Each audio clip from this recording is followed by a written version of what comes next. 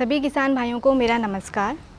नाबार्ड जो कि कृषि और ग्रामीण विकास हेतु कार्यरत है का आज 39वां स्थापना दिवस है। इस अवसर पर आज हमारे बीच मौजूद हैं उत्तराखंड क्षेत्रीय कार्यालय के मुख्य महाप्रबंधक जी श्री सुनील चावला जी। सर नमस्ते। नमस्कार। आज हम उनसे नाबार्ड के विभिन्न योजनाओं पर विस्तार से चर्चा करेंगे। धन्यवाद अंकिता जी इस अवसर के लिए। सर सबसे पहले यह बताइए कि नाबार्ड की स्थापना का मुख्य उद्देश्य क्या था? नाबार्ड की स्थापना जैसे आप जानते हो 1982 में लगभग 38 साल पहले हुई थी। नाबार्ड को बनाने का मेन पर्पस ये था, नाबार्ड के मेजर 3 फंक्शन दिए गए थे। पहला था फाइनेंशियल फंक्शन, दूसरा था इसका डेवलपमेंट फंक्शन और तीसरा सुपरविज़न। फाइनेंशियल फंक्शन से हमारा मतलब ये है, जनरली लोग ये समझते हैं कि नाबार्ड सिर्फ रीफाइनेंस देता है, पुनर्वित्त देता है, लेकिन नाबार्ड आज बहुत सारे प्रोडक्ट पिछले 38 साल में लेके आया है जिसमें बैंकों को सीधी फाइनेंसिंग भी करता है। इसके अलावा नाबार्ड का महत्वपूर्ण रोल है बहुत सारे डेवलपमेंट इनिशिएटिव में। फार्मर के रिलेटेड बहुत सारे प्रोग्राम हैं, ट्राइबल डेवलपमेंट प्रोग्राम है, वाटरशेड प्रोग्राम है, क्लाइमेट चेंज है। इसके अलावा और बहुत सारे प्रोग्राम हैं जो नाबार्ड लागू करता है। इसके अलावा आप जानते हो कि नाबार्ड बैंकों की, कोऑपरेटिव बैंक और ग्रामीण बैंकों की सुपरविज़न भी करता है। तो नाबार्ड के मेजर ये 3 फंक्शन थे। जब बनाया गया था उद्देश्य ये था कि रूरल एरिया और एग्रीकल्चर सेक्टर के लिए फोकस्ड अटेंशन हो पाए, लोन बढ़ पाए, क्योंकि ये हमारी इकोनॉमी का बड़ा महत्वपूर्ण क्षेत्र है। और मुझे बहुत खुशी है कि पिछले 38 साल में नाबार्ड अपनी एक अलग स्थान बना पाया, अपनी छाप छोड़ पाया है। सर जैसे कि आपने बताया कि नाबार्ड ने उत्तराखंड के ग्रामीण क्षेत्रों में काफ़ी कार्य किया है, हम थोड़ा सा सर और जानना चाहें कि नाबार्ड ने अगर पूरे भारत की बात की जाए, नाबार्ड का क्या अहम रोल रहा है ग्रामीण क्षेत्र को और प्रोग्रेसिव और डेवलप बनाने में? देखिए, एक बड़ी महत्वपूर्ण चीज़ जो मैं आपको बताना चाहूँगा, नाबार्ड के बहुत सारे कार्य हैं। एक इंफ्रास्ट्रक्चर ऐसा है जिसको क्रिएशन में नाबार्ड का बड़ा महत्वपूर्ण रोल रहा है। आप जानते हैं कि बैंकों के लिए प्रावधान है कि उनको लगभग 40% जो है वो प्राइवेट सेक्टर के लिए फाइनेंस करना होता है, 18 सेक्टर एग्रीकल्चर के लिए करना होता है, 10% वीकर सेक्टर के लिए करना होता है। लेकिन बहुत सारे बैंक प्रयत्नों के बावजूद इसको अचीव नहीं कर पा रहे थे। तो सरकार ने निर्णय लिया कि रूरल इंफ्रास्ट्रक्चर डेवलपमेंट फंड की स्थापना की गई, जिसका कॉर्पस नाबार्ड के पास रखा गया। शुरुआत में ये 2000 करोड़ से हुआ था, अब हर साल लगभग 25,000 करोड़ का कॉर्पस नाबार्ड को दिया जाता है।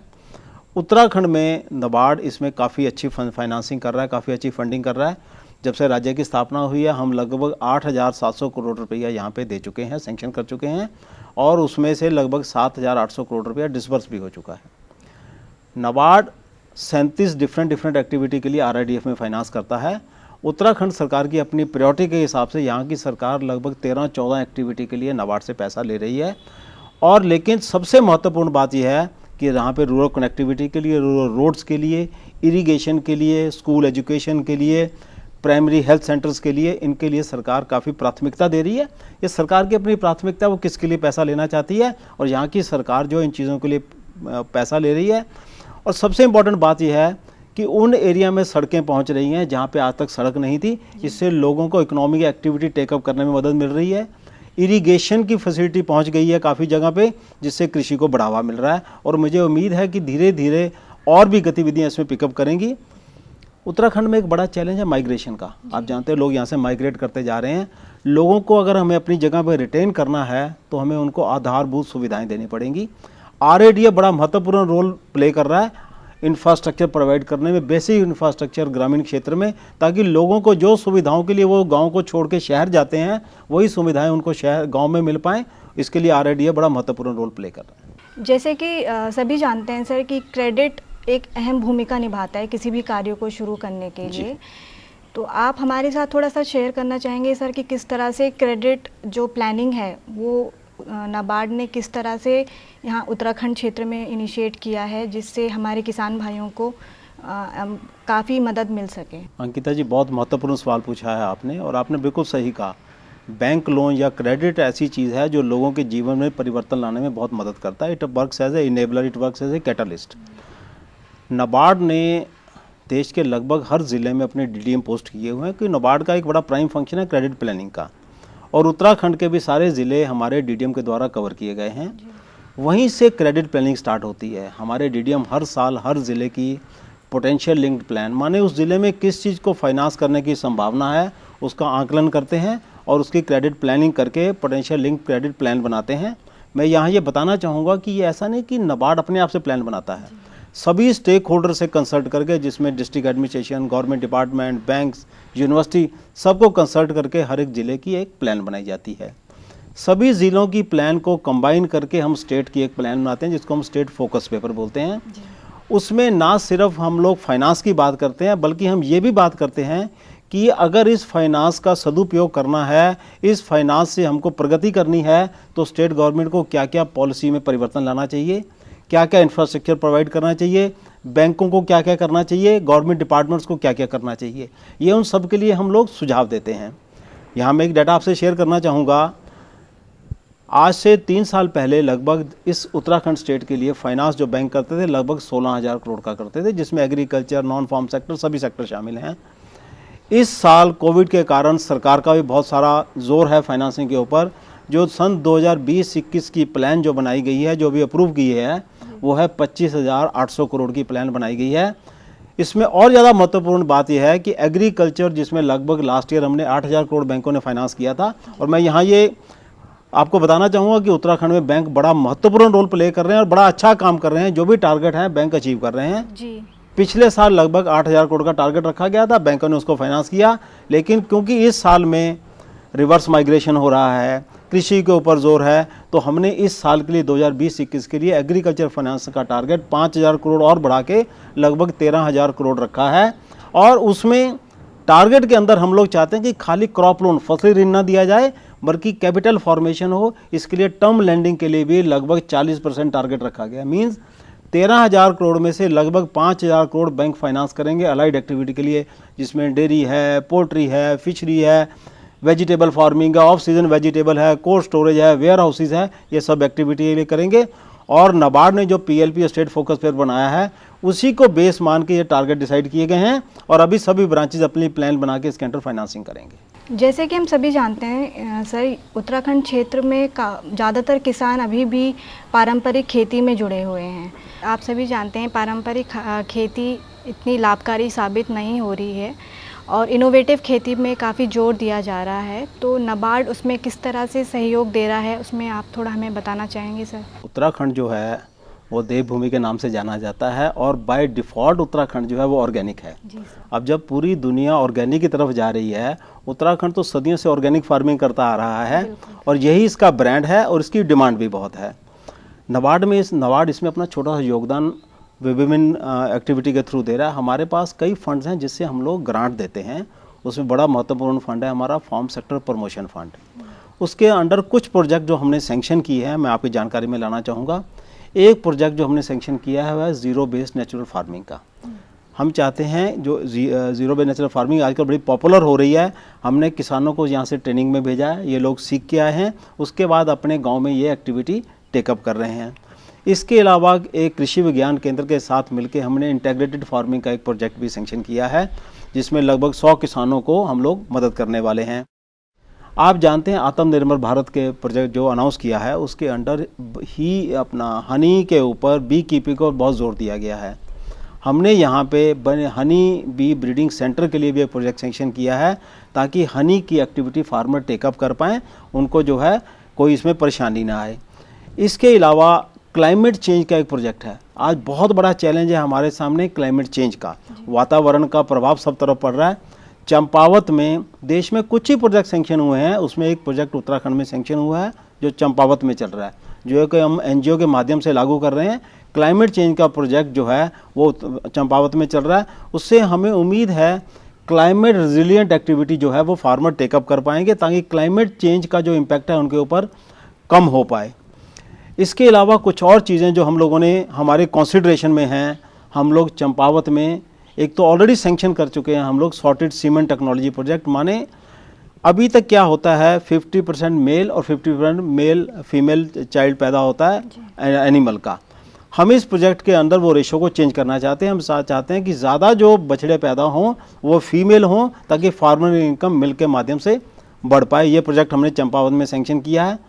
हमारे कंसिडरेशन में है एक जो हम सैंक्शन शायद शीघ्र ही करेंगे, हाई डेंसिटी एप्पल फार्मिंग का, वो हम प्रोजेक्ट चंपावत में हम लोग कंसिडर कर रहे हैं। इसके अलावा आजकल लोग काफ़ी बात करते हैं इंटरनेट ऑफ थिंग्स की। हरिद्वार में एक प्रोजेक्ट हम कंसिडर कर रहे हैं सैंक्शन करना, इंटरनेट ऑफ थिंग्स का, जिसको हम गुजरात अम्बुजा फाउंडेशन ने हमको सबमिट किया है, जो हम जिस पे गौर कर रहे हैं। उसमें फार्मर को एडवाइजरी सर्विसेज भी दी जाएंगी, टेक्नोलॉजी का यूज़ करते हुए फार्मर की इनकम कैसे बढ़ाई जा सकती है, और स्पेशली ऑर्गेनिक फार्मर्स की, उसके ऊपर हम लोग काम करने वाले हैं। एक बड़ा महत्वपूर्ण जो चैलेंज उत्तराखंड में है वो है वाइल्ड एनिमल्स का। यहाँ पे लोगों को बहुत शिकायत रहती है वाइल्ड एनिमल का। तो हमारे पास एक फंड है, रूरल इनोवेशन प्रमोशन फंड। उसके अंडर हमने पहला एक पायलट सैंक्शन किया है चमोली में, जिसमें कुछ किसानों को हमने फेंसिंग के लिए हम लोगों ने ग्रांट प्रदान करी है। अगर वो प्रोजेक्ट हमारा कामयाब हो जाता है तो हम उत्तराखंड में और भी इस तरह के प्रोजेक्ट सैंक्शन करना चाहेंगे। ये कुछ प्रोजेक्ट हैं जो हम लोगों ने सैंक्शन किए हैं।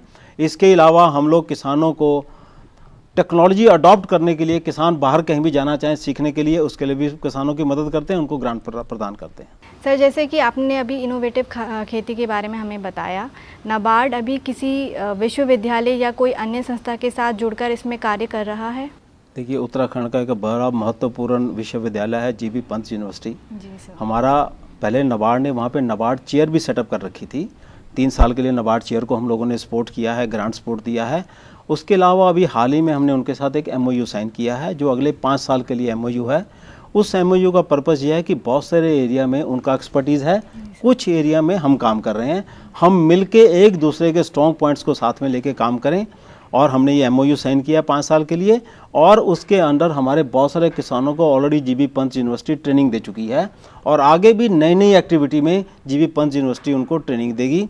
इसके लिए मैं यूनिवर्सिटी का धन्यवाद भी देना चाहूँगा।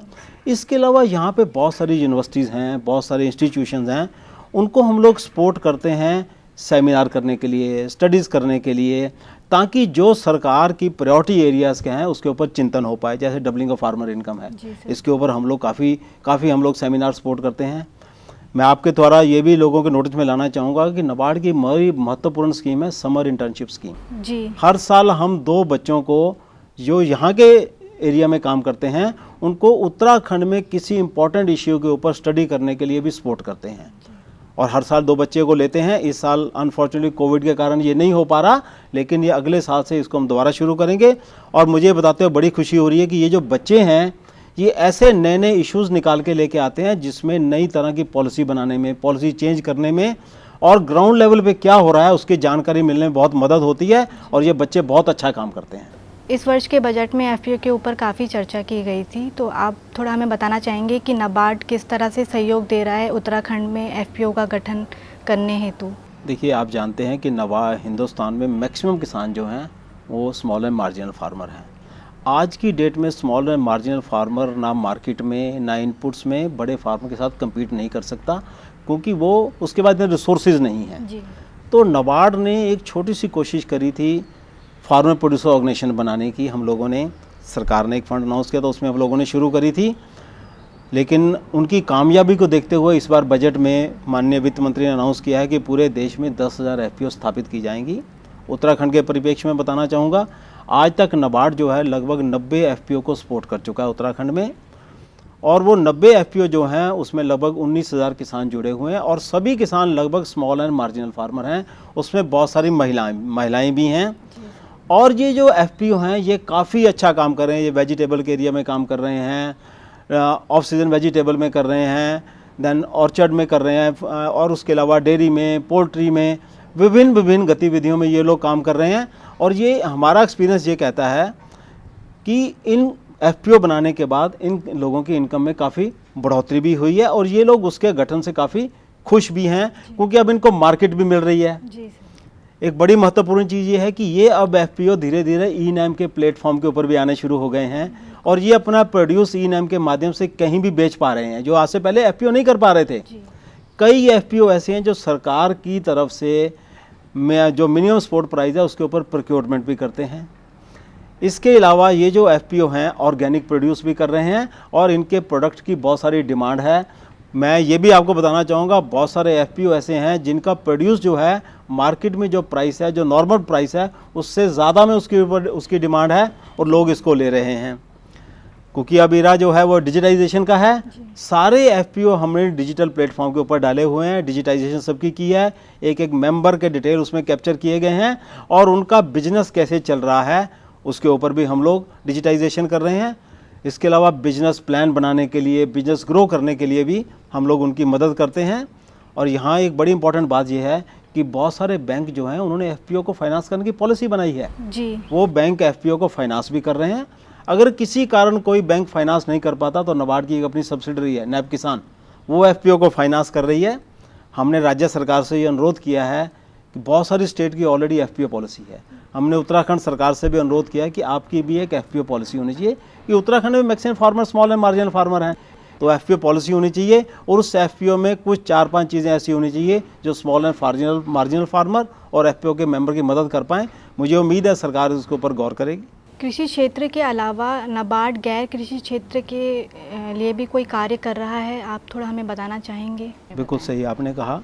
देखिए वैसे भी एक स्टडी ये कहती है जो नाबार्ड ने स्टडी करवाई है, ग्रामीण क्षेत्र में मैक्सिमम 40 से 42% इनकम जो है वो एग्रीकल्चर से आती है, फार्मिंग से आती है जी। बाकी इनकम किसी भी किसान की या रूरल एरिया की इनकम जो है वो नॉन फार्म से आती है, गैर कृषि क्षेत्र से आती है। और गैर कृषि क्षेत्र का बड़ा महत्वपूर्ण रोल है किसानों की इनकम बढ़ाने में, इनकम डबल करने में भी उनका बहुत बड़ा रोल है। नाबार्ड इसको जानता है, इसलिए नाबार्ड गैर कृषि के क्षेत्र में भी काफ़ी काम कर रहा है। आप जानते हो कि देश के हर ज़िले में एक आरसेटी स्थापित किया गया है, उत्तराखंड में भी आरसेटी हैं।